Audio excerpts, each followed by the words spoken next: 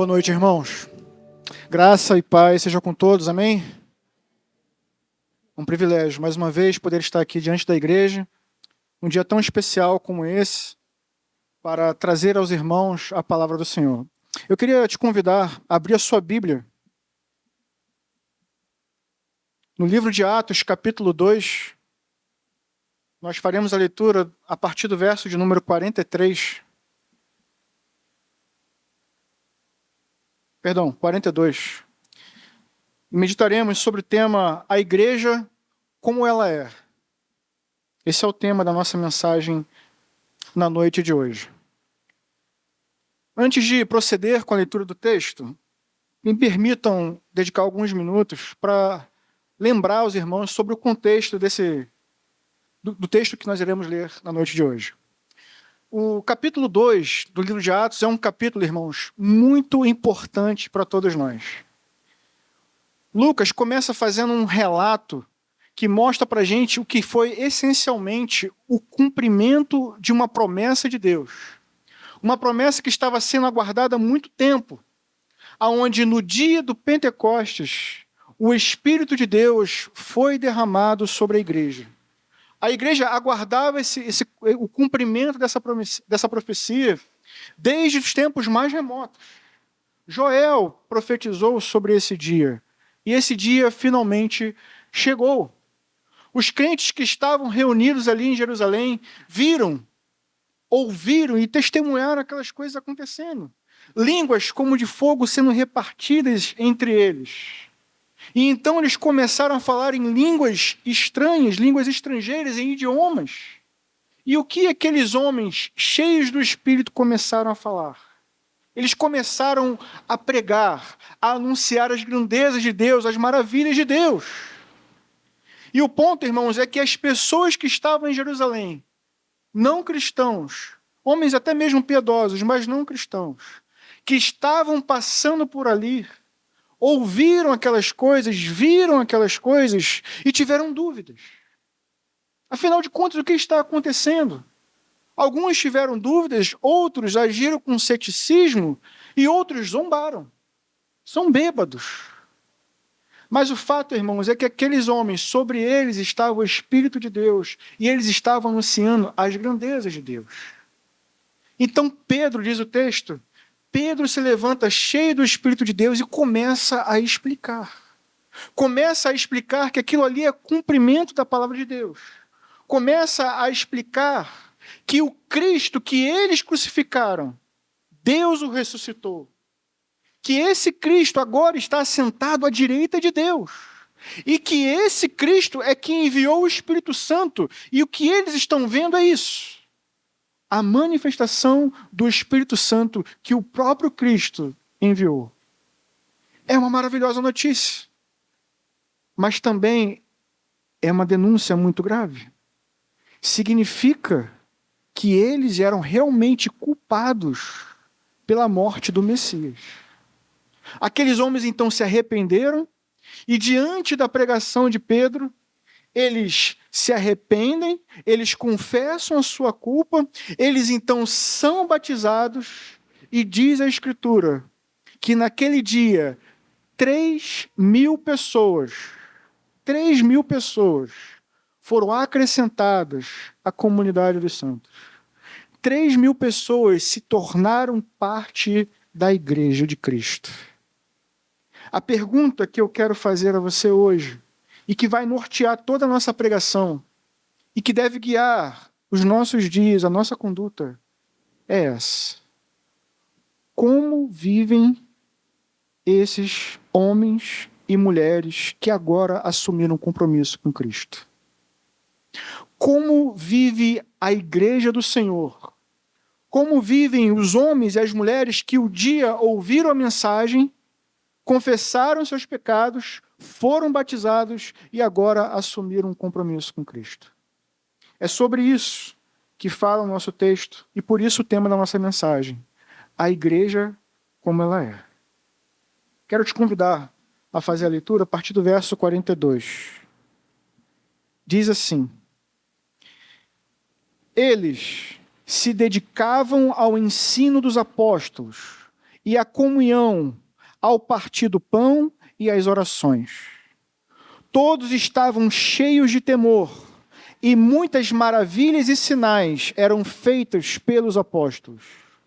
Os que criam mantinham-se unidos e tinham tudo em comum.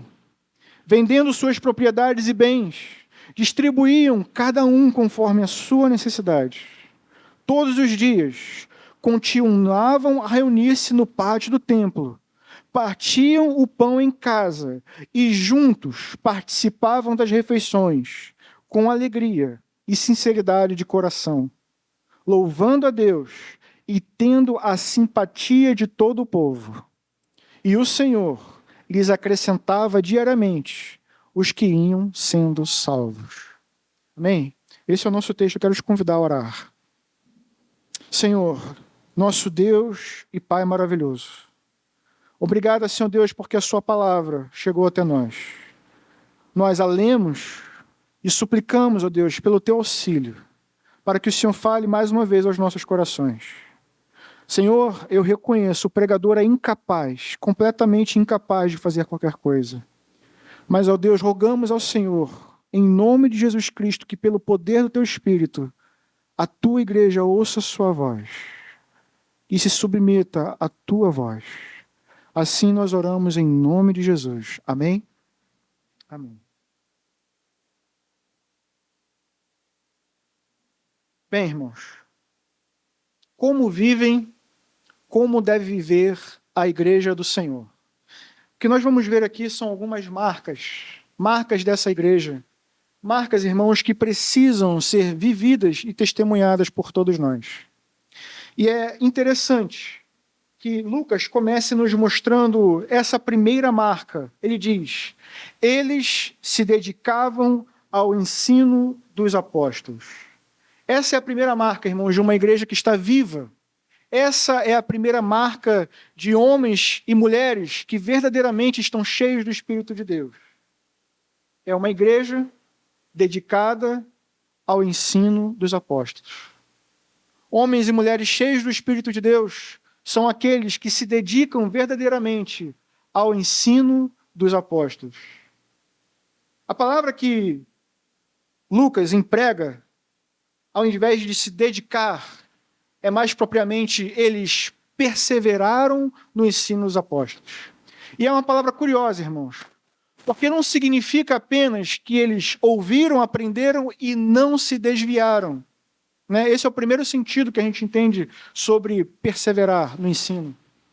Mas o sentido aqui é muito mais amplo do que isso. Significa, sim, que eles não se desviaram do ensino dos apóstolos, mas significa também que eles se dedicavam ativamente para aprender a doutrina dos apóstolos. E para isso, basta a gente lembrar que a Escritura ainda não estava escrita como está nos dias de hoje.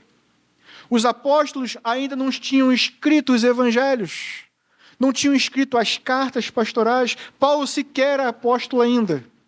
Então o ensino era transmitido de forma oral. Isso significa que para aprender a doutrina, eles tinham que estar junto, tinham que estar perto, tinham que se disponibilizar para caminhar junto dos apóstolos e aprender diretamente deles. Significa dizer, irmãos, isso é importante, significa dizer que a igreja, quando ela surge, ela é formada por discípulos dos discípulos de Jesus. A igreja era formada por discípulos dos apóstolos. Vocês devem lembrar qual foi a ordem de Jesus registrada lá no finalzinho do Evangelho de Mateus. Ide por todo o mundo e fazei discípulos, batizando em nome do Pai, do Filho e do Espírito Santo, ensinando-os a obedecer tudo o que eu vos ensinei. Em outras palavras, os apóstolos estavam fazendo justamente aquilo que era a missão deles, dada por Cristo. E a igreja, quando surge, está fazendo aquilo que é a responsabilidade dela: se dedicar, se interessar em aprender as doutrinas, que são doutrinas dos apóstolos. mas por fim das contas são as doutrinas do próprio Cristo e a palavra de Deus. A igreja estava se dedicando a isso. Irmãos, isso é muito interessante, especialmente num dia como o dia de hoje, onde nós estamos comemorando o dia da Bíblia.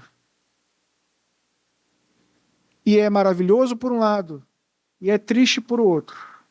Porque, infelizmente, embora estejamos, todas as igrejas, acredito eu, comemorando esse dia, onde a palavra de Deus é reverenciada, no dia a dia, infelizmente, ela é negligenciada. A verdade é que em muitos círculos, as pessoas têm até pavor de ouvir falar em doutrina. A gente quer viver experiências, a gente quer buscar os dons. Eu acredito, irmãos, que muitos até mesmo se dedicam de forma sincera, dedicam suas vidas a uma vida de oração. Querem ser, sinceramente, homens e mulheres cheios do Espírito de Deus. Mas, de uma forma que eu não consigo entender, querem fazer essas coisas ao mesmo tempo em que negligenciam as doutrinas. Negligenciam o conhecer e o prosseguir em conhecer a Deus. Como é, irmãos, que conhecemos a Deus? Deus se revela em sua palavra. É por meio das Escrituras que conhecemos Deus, os seus atributos, o seu caráter. É por meio das Escrituras que nós nos conhecemos. Quem é o homem? É assim. É lendo as Escrituras que nós descobrimos quem realmente somos.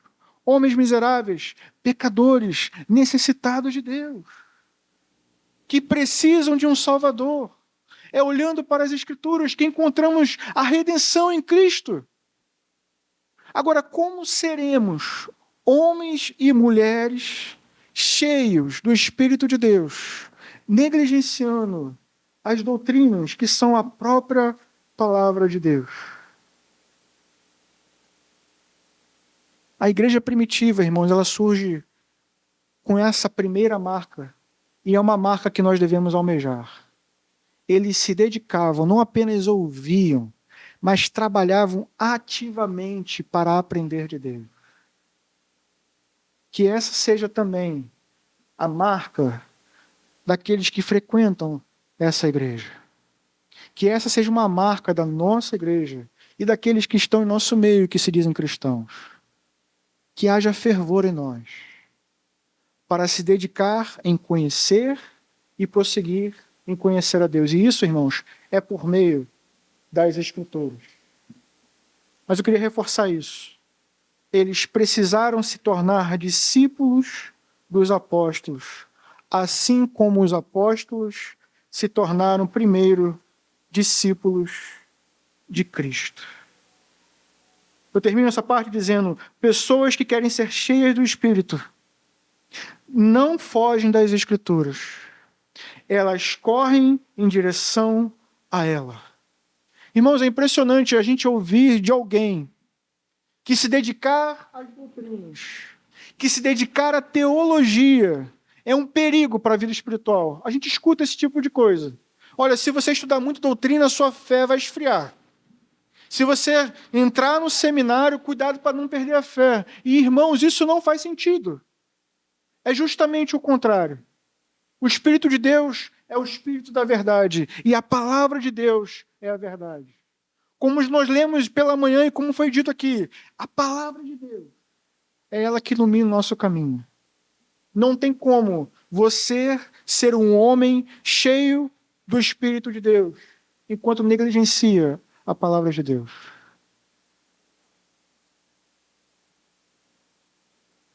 Se você quiser procurar um homem e uma mulher cheia do Espírito de Deus, comece procurando aqui, no culto.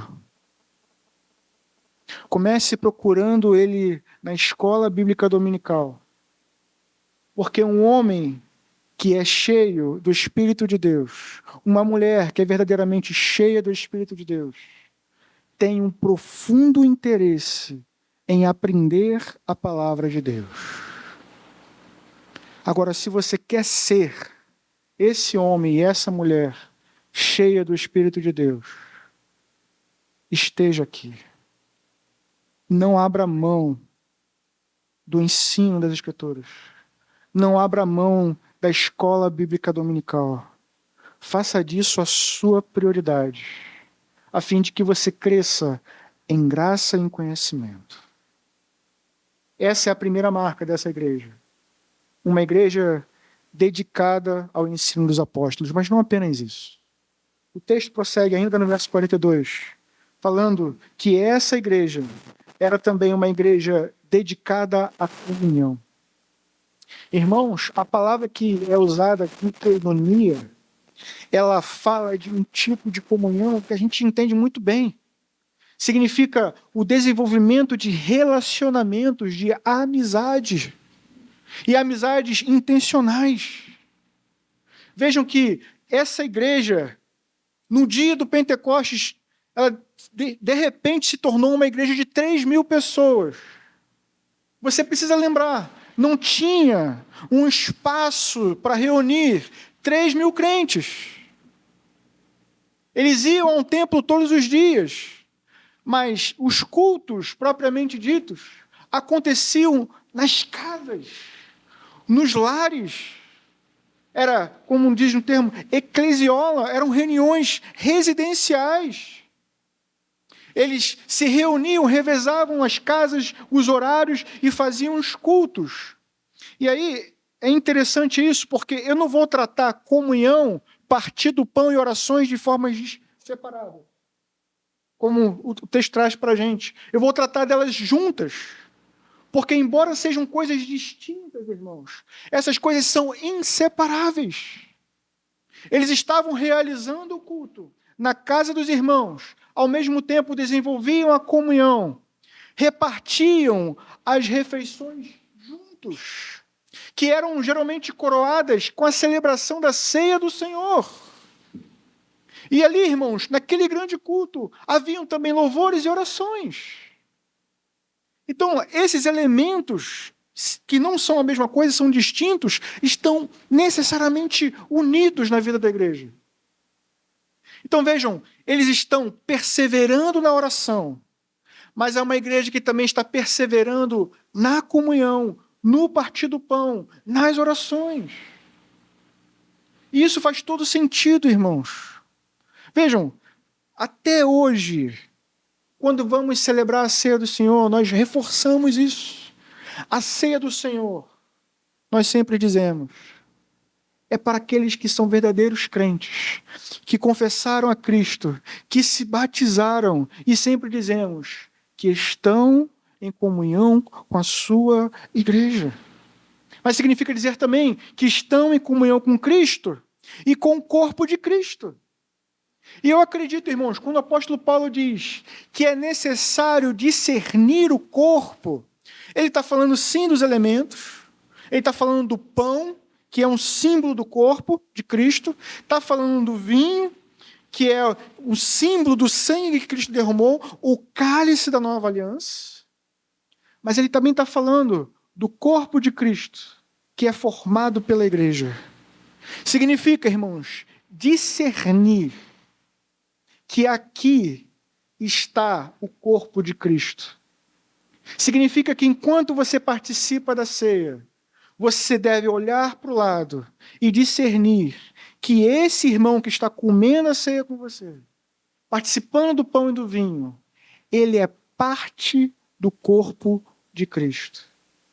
E a pergunta é, você se importa com ele? Você se preocupa com ele? Você o ama, entendendo que ele também é parte do corpo de Cristo? Vocês conseguem perceber como esses elementos de comunhão estão sobressaltando o texto? O partir do pão, irmãos, é próprio de quem está em comunhão para com Cristo e para com a igreja. Como você vai orar pela necessidade da sua igreja, se você não está presente às reuniões e não conhece os pedidos que estão sendo apresentados aqui? Como você vai demonstrar amor pelo seu irmão se você não conhece as necessidades que ele está vivendo? É necessário comunhão. E a comunhão é com Cristo e é com o corpo de Cristo. Essa igreja, a igreja primitiva, ela surge já vivendo essa verdade. Perseveravam na doutrina, perseveravam na comunhão, perseveravam no partir do pão, perseveravam nas orações. Essa é a igreja como ela é. É assim que nós somos e devemos ser. Mas isso não é tudo. O texto continua. E ele diz, me acompanha no verso 43. Todos estavam cheios de temor, e muitas maravilhas e sinais eram feitos pelos apóstolos. A terceira marca dessa igreja, irmãos, é que ela era uma igreja cheia de reverente temor a Deus. Imagine vocês, a igreja está começando, vários sinais estão acontecendo, vários milagres estão acontecendo, acontecem aqui no capítulo 2, vão acontecer em outros capítulos, e o que a gente vai perceber é que à medida que esses sinais e essas maravilhas vão acontecendo, duas são as reações da igreja. Em primeiro lugar, elas ficam maravilhadas, porque grandes coisas estão acontecendo no meio da igreja. Mas, em segundo lugar, eles têm temor, porque à medida que eles vão vendo os milagres acontecendo, eles vão tendo plena consciência de que Deus está no meio do povo. E isso, irmãos, é algo que nós não podemos perder de vista. O quê? Essas duas coisas. Não podemos deixar de estarmos maravilhados diante de Deus. E, ao mesmo tempo, não podemos perder o temor de estar diante de Deus. Isso foi uma coisa que Moisés, irmãos, logo no início da sua caminhada, aprendeu rapidamente. Vocês devem lembrar. Ele viu uma sarça que não se consumia, se queimava, mas não se consumia. E ele ficou maravilhado. Se aproximou para ver. E a primeira coisa que ele descobriu foi que ele tinha que tirar os pés, a sandália dos pés. O local era santo. Essa também foi uma das primeiras coisas que o povo de Deus aprendeu na caminhada no deserto. Eles viram um monte pegando fogo, o Monte Sinai. Terremotos, ventos aconteceram. Maravilhados por um lado, aterrorizados por outro. Eles estavam vendo ao mesmo tempo um espetáculo acontecendo. A poderosa manifestação de Deus diante dos olhos deles. Mas não tiveram a ousadia de querer romper os limites. Isso é uma coisa importante, irmãos. Tem gente cantando algumas músicas aí que não fazem sentido. Então me tira o medo, me faz dizer, Moisés, não suba em meu lugar. E ele começa dizendo, a tempestade é você. E continua chamando Deus de você. E com todo respeito, meus irmãos, o povo não subiu por dois motivos. Era a ordem. Era a ordem de Deus. Que apenas Moisés e alguns poucos se aproximassem. O povo deveria ficar distante porque era a ordem de Deus. Então, até mesmo na adoração, devemos ter o cuidado de não romper os limites que Deus está estabelecendo. O culto é dele, é para ele, e ele regula como funcionará esse culto. Não é um culto conforme minha vontade ou conforme o seu desejo. Ele estabelece o padrão e nós obedecemos. Então, se ele disse para não romper os limites, ficamos aonde ele disse para nós ficarmos. Não subam. Naquele momento era essa palavra. E cabia ao povo obedecer. Agora, chegamos a um momento onde queremos romper esses limites, e embora seja um pronome que usamos, não me passa na cabeça ser apropriado chamar Deus de você, muito menos em nossas canções. Deve ser como foi cantado aqui: Santo, Santo, Santo é o Senhor. Deve haver em nós esse tipo de temor. Vocês sabem quem cantava esse hino? Os anjos, que estão diariamente na presença de Deus. E diz a Escritura que eles têm asas, cobrem os pés, cobrem os olhos. Com duas voam, com duas cobrem os pés, com duas eles cobrem os olhos, pois eles têm plena consciência, estão diante do Santíssimo Deus. E como é que pode a gente querer agir e tratar Deus como um colega? Certamente ele é seu amigo, mas isso deve inspirar temor. Ele está perto e devemos saber como andar perto de Deus. Essa igreja tinha maravilha nos olhos e temor na conduta. A mesma vara que abre o mar é também a vara que se transforma em serpente e devora as outras. Às vezes a gente quer tocar a vara, abrir o mar, mas é a mesma. É o mesmo Deus. Devemos ter temor em nossos corações. Uma igreja viva, uma igreja cheia de homens e mulheres cheios do Espírito de Deus. É uma igreja maravilhada e é uma igreja com temor. Antes de avançar, eu queria recomendar isso a você. Já falei isso outras vezes, mas às vezes isso acontece. A gente se habitua a essa rotina de vir aos cultos, de cantar hinos, de ouvir a palavra.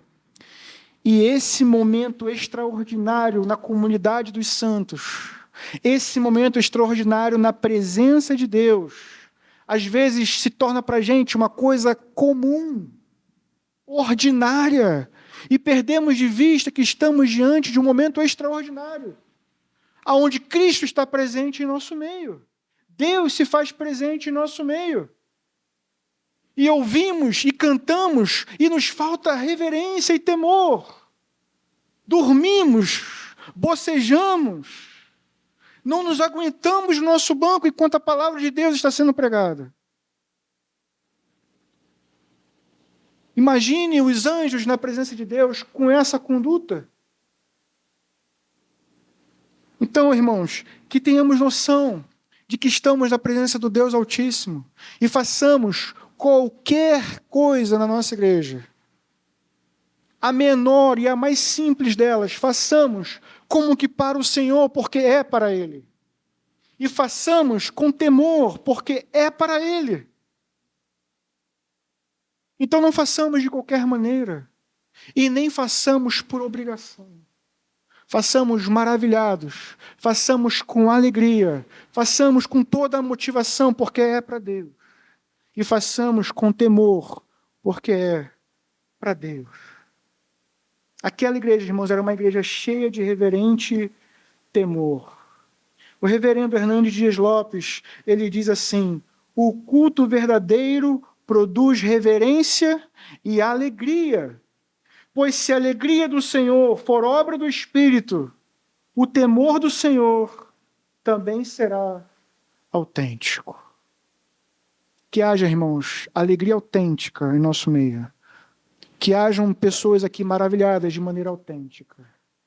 E então haverá também temor autêntico no serviço, na comunhão e na adoração a Deus. Essa é a igreja como ela deve ser. Deus está em nosso meio. Que não falte em nós a admiração, o louvor adequado, e que não falte em nós também a reverência e o temor adequado. Me acompanha no verso 44. O texto diz: os que criam mantinham-se unidos e tinham tudo em comum.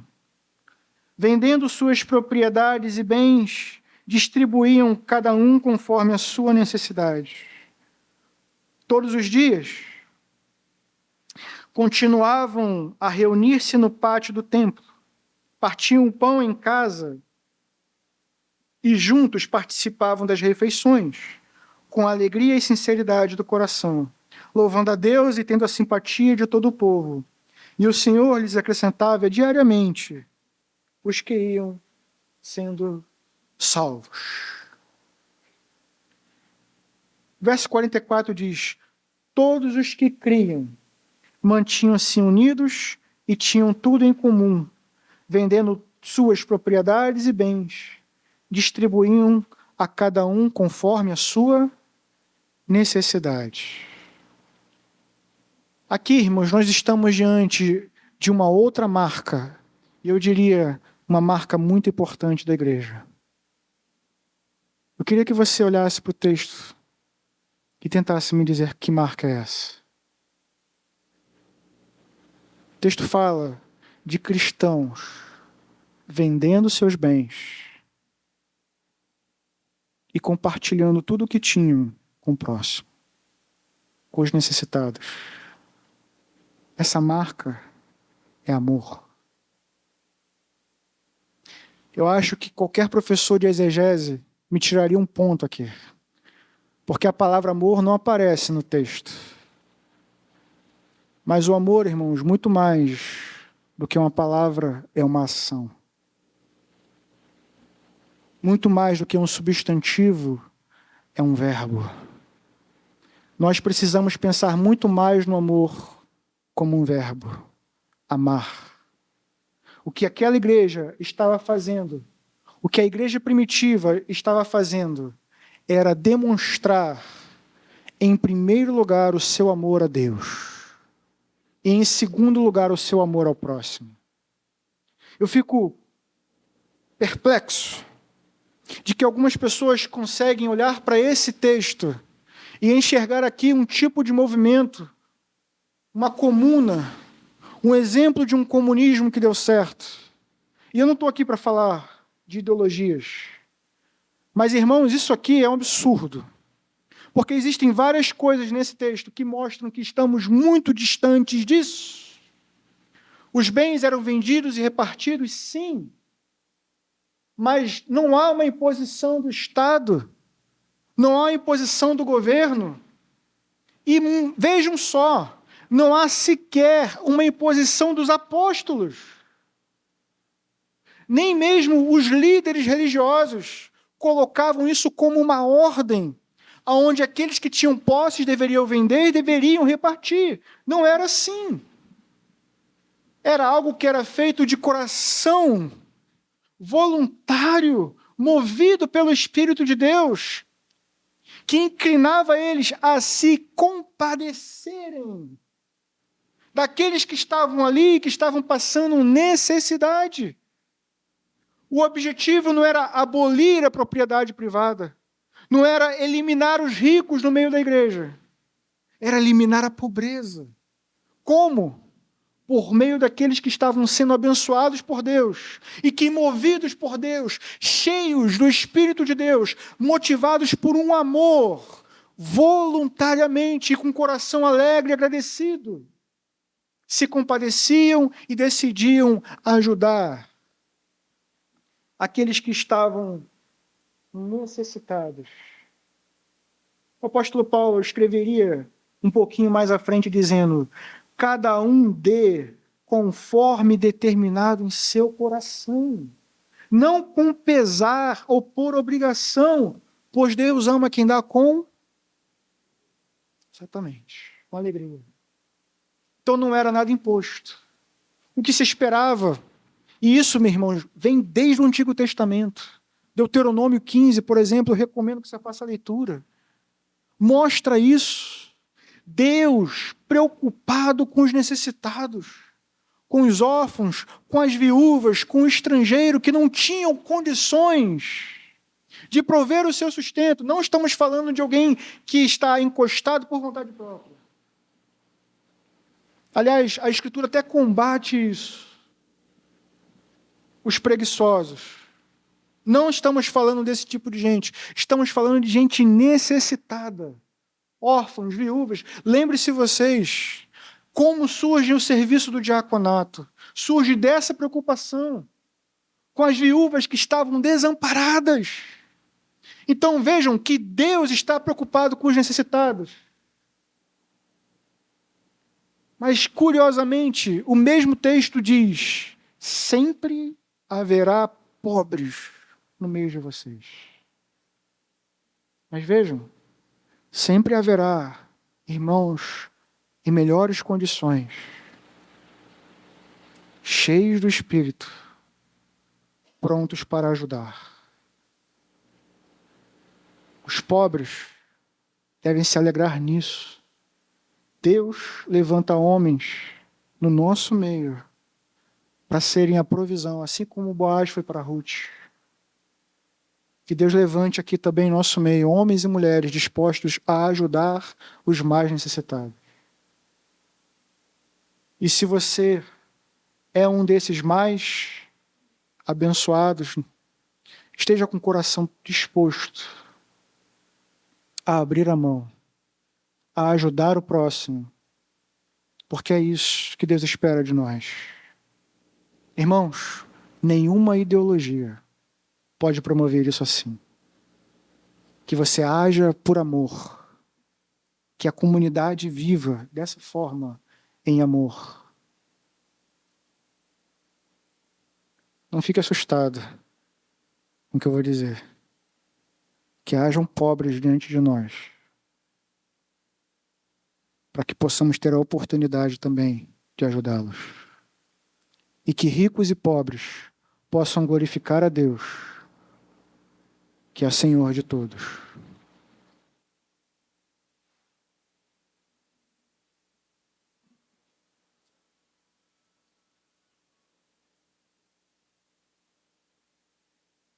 Atos 2 nos mostra que uma igreja cheia do Espírito é uma igreja que transborda em atos de amor a Deus e amor ao próximo. Mas esses versículos, para a gente caminhar para o final, eles mostram uma coisa muito importante. O verso 46 começa dizendo: todos os dias eles continuavam. E aí, queria chamar a sua atenção para isso. O texto diz que todos os dias eles continuavam, e continuavam fazendo as mesmas coisas que nós já lemos. Continuavam em comunhão, continuavam repartindo pão.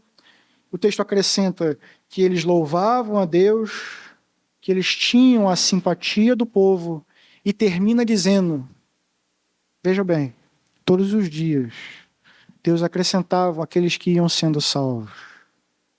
Eu queria terminar falando sobre esse último tópico, que aquela igreja era uma igreja que era igreja todos os dias. Era uma igreja que agia como igreja todos os dias. Não apenas do dia que eles iam ao templo. Todos os dias eram igreja. Em todos os lugares eram igreja. Eu queria enfatizar isso, caminhando para o final.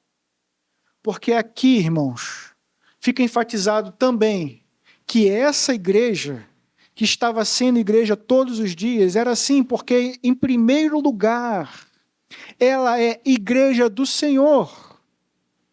O texto termina dizendo: o Senhor ia acrescentando todos os dias os que iam sendo salvos. Significa dizer que a igreja é composta por pessoas salvas por Cristo, não por homens. Salvas pela palavra de Deus, que é pregada por homens cheios do Espírito de Deus. Mas é o Espírito de Deus que convence o homem do pecado. É o Espírito de Deus que age nos corações, a fim de que os homens reconheçam sua culpa e finalmente se voltem para Deus, como aconteceu no texto que vimos. A fim de que eles entendam que Deus é santo e nós não somos. Deus é justo e nós não somos. Nós somos homens pecadores, merecedores de um justo juízo. O que faremos? E homens cheios do Espírito se levantam para dizer: arrependam-se dos seus pecados e volte-se para Deus. Creiam em Cristo Jesus, porque a obra dele é suficiente para a salvação. Creiam no Evangelho de Deus, porque essa palavra é o poder de Deus para a salvação de todo aquele que crer. Creiam e sejam batizados em nome do Pai, do Filho e do Espírito. Essa é a mensagem que a igreja precisa anunciar. Ora, se a igreja é a igreja do Senhor, se é Ele que acrescenta, irmãos, por que mudaremos a mensagem? Por que mudaremos a forma do nosso culto? Por que adaptaríamos a linguagem para que eles aceitem? Não é assim que funciona. Anunciaremos a verdade com amor, mas anunciaremos a verdade para que eles tenham plena consciência. E digam como Isaías disse: ai de mim. E digam como Paulo escreveu: quem me livrará? E que no final eles possam dizer: graças a Deus por Cristo. Mas só dirão isso se nós permanecermos fiéis a essa palavra. Só dirão isso se pregarmos essa palavra de forma fiel e dissermos: é pecado, é abominável aos olhos de Deus. Em nome de Cristo, se arrependa, creia nele e seja batizado. É para isso que nós estamos aqui. É a igreja do Senhor. Se mudarmos os métodos, se mudarmos a forma, encheremos essas cadeiras e esses bancos de falsos crentes. Teremos uma igreja carnal que não se dedicará aos ensinos dos apóstolos, não se dedicará à comunhão, não se dedicará a partir do pão, não se dedicará às orações, não demonstrará amor. Mas, irmãos, se formos fiéis, Deus irá acrescentar. E antes que aquele tempo esteja pronto, desde já ore por isso. Que os bancos sejam cheios de homens e mulheres regenerados. Que Deus traga para cá. Que Deus encha esses lugares com pessoas que verdadeiramente se arrependeram e creem nele. Homens e mulheres salvos em Cristo Jesus. Mas eu queria chamar a sua atenção para um fato muito importante. A igreja é do Senhor. É Ele quem acrescenta, mas Ele usa a igreja. A igreja que segue sendo igreja todos os dias. Eu queria chamar a sua atenção para isso. Aparentemente, esses dois versículos parecem desconexos, mas a expressão todos os dias une a forma como a igreja vive e une o fato de que Deus acrescenta todos os dias. Francis Schaeffer, falando sobre a defesa da fé cristã, ele falava que a última apologética, a última defesa, a defesa final, ele vai dizer, é a igreja não apenas proclamar essa verdade, mas é a igreja viver essa verdade. O mundo, irmãos, vejam só, o mundo está lá fora e ele precisa conhecer essa verdade. Significa que homens e mulheres precisam anunciar essa mensagem para eles. Anunciar. Mas de nada vai adiantar anunciar amor se não vivermos amor. Nada vai adiantar anunciarmos a misericórdia de Deus se não há misericórdia sendo vivida em nosso meio. O mundo não espera ver perfeição da igreja. Vejam que eu fui muito ousado ao dizer a igreja como ela é. E eu sei, irmãos, a igreja não é perfeita. Não é. A única coisa perfeita na vida do crente é a justificação.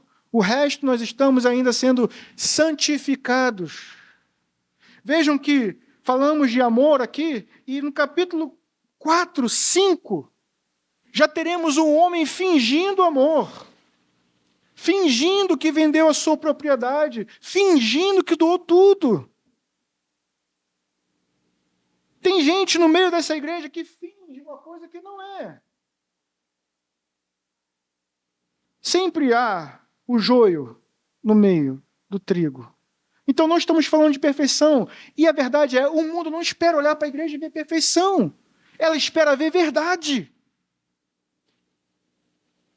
Ela espera ver um povo que diz que foi alvo do amor de Deus.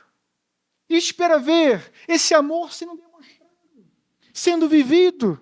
Uma igreja que diz que foi perdoada e que perdoa. Que foi alvo de misericórdia e que age com misericórdia. O mundo espera ver a verdade do Evangelho sendo vivida pela igreja. Quando eles olharem e verem a igreja vivendo a verdade, eles crerão na mensagem que estamos anunciando. E crerão que é verdade o que Deus fez por nós em Cristo Jesus.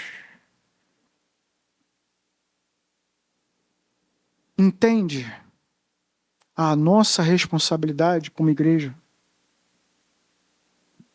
Precisamos, todos nós, sermos homens e mulheres cheios do Espírito de Deus. Porque a nós foi confiada, irmãos, a responsabilidade de sermos testemunhas vivas desse poderoso Evangelho. A sua conduta como crente, a nossa conduta como igreja, diz muito sobre se essa palavra é verdade ou não é. E ai de nós, irmãos, se o mundo olhar para a igreja e por causa do seu testemunho, do nosso testemunho, achar que não é verdade.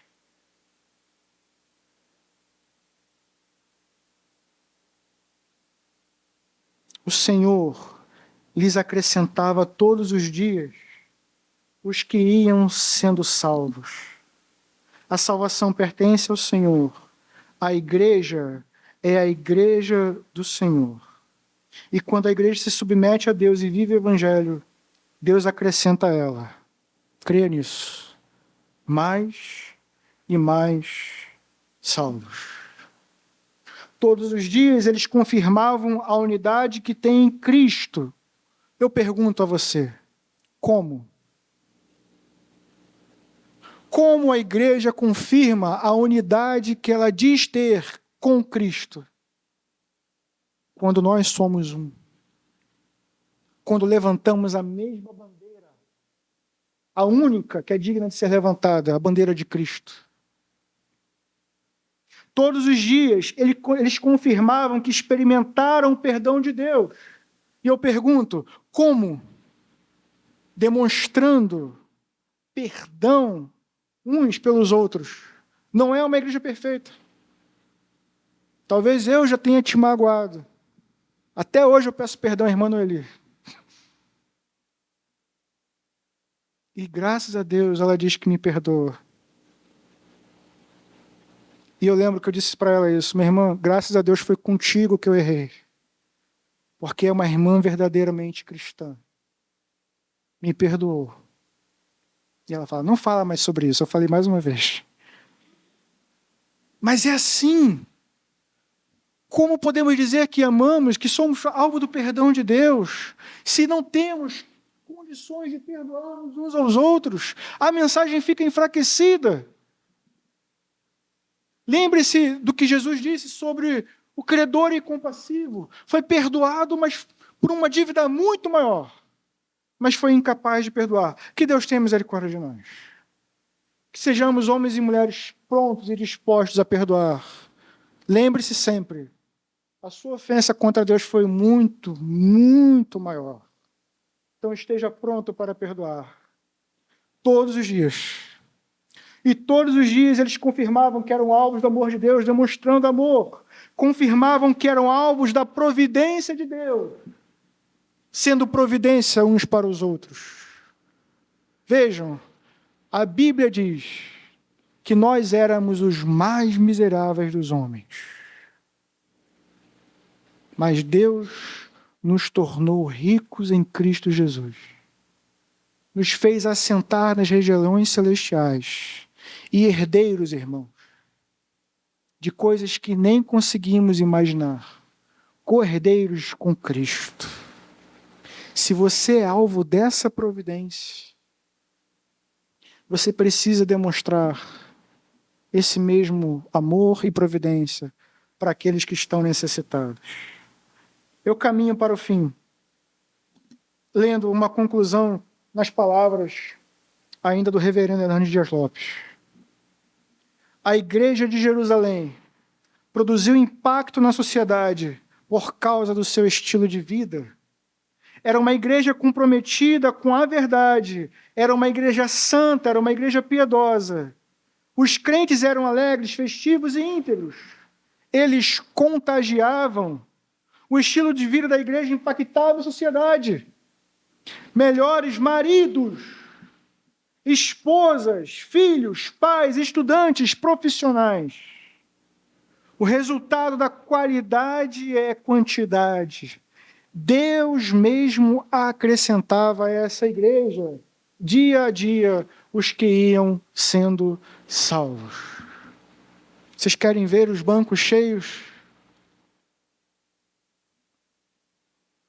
Vivam essa verdade. Sejam vocês mesmos testemunhas dessa verdade. Não apenas melhores pregadores, melhores diáconos, melhores cantores, melhores músicos, melhores servos, melhores cristãos aqui dentro.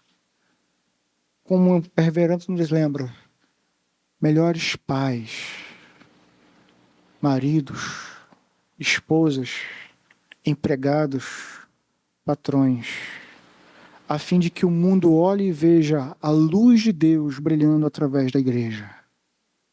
De forma que o mundo veja em vocês o verdadeiro sal, a verdadeira luz que esse mundo de trevas precisa ver. E que, como diz Cristo Jesus, que no final eles glorifiquem a Deus pela vida de vocês. Quero te convidar a se colocar de pé. Senhor, ainda em Tua presença, louvamos, ó Deus, e bendizemos ao Senhor, que vive e reina para todo sempre. Obrigado, ó Deus, pelo privilégio de poder estar em comunhão com os nossos irmãos, de ouvir, ó Deus, as orações que foram feitas aqui, e saber, Senhor Deus, que o Senhor certamente ouve as orações que são feitas nesse lugar. Ó Deus, aqui está um povo reunido e em nome de Cristo estamos todos em concordância. Oramos então, ó Deus, para que o Senhor ouça e atenda às orações que foram feitas nesse lugar. Senhor Deus, estou certo. A igreja que começou há 2000 anos atrás é também a igreja que está reunida aqui hoje. Senhor, assim é a igreja. Então preserva-nos, ó Deus, a fim de que essas marcas sejam vividas por todos nós e sejam reconhecidas por um mundo que procura luz. Senhor Deus, que haja luz nesse lugar. Que a Tua luz, ó Deus, brilhe, ó Deus, e que todos possam vê-la brilhar. Ó Deus, rogamos a Ti e nos curvamos diante do Senhor, sabendo, ó Deus, que o Senhor há de salvar todos os quantos ainda precisam ser salvos. Rogamos ao Senhor, acrescenta, como foi dito aqui, acrescenta, ó Deus, dia após dia, e que a Tua igreja, ó Deus, enquanto termina este culto, possa ir para o seu lar e continuar sendo essa igreja, que dia após dia se dedica ao Teu poderoso Evangelho, que dia após dia se dedica à comunhão, ao partir do pão, às orações, ao amor ao próximo. Ó Deus, aqui está essa igreja. Trabalha em nós. Certamente não somos perfeitos, mas o Senhor é. Trabalha em nós e molda essa igreja, cada homem, cada mulher, cada criança, a fim de que sejamos mais e mais parecidos contigo. Essa é a nossa oração. Oramos em nome de Cristo Jesus. E que o amor de Deus, que a graça do nosso Senhor Jesus Cristo e que as consolações do Espírito Santo sejam com a igreja do Senhor, que ama a Cristo e que aguarda a sua vinda. E a igreja do Senhor diz amém? Amém. Que o Senhor abençoe a todos.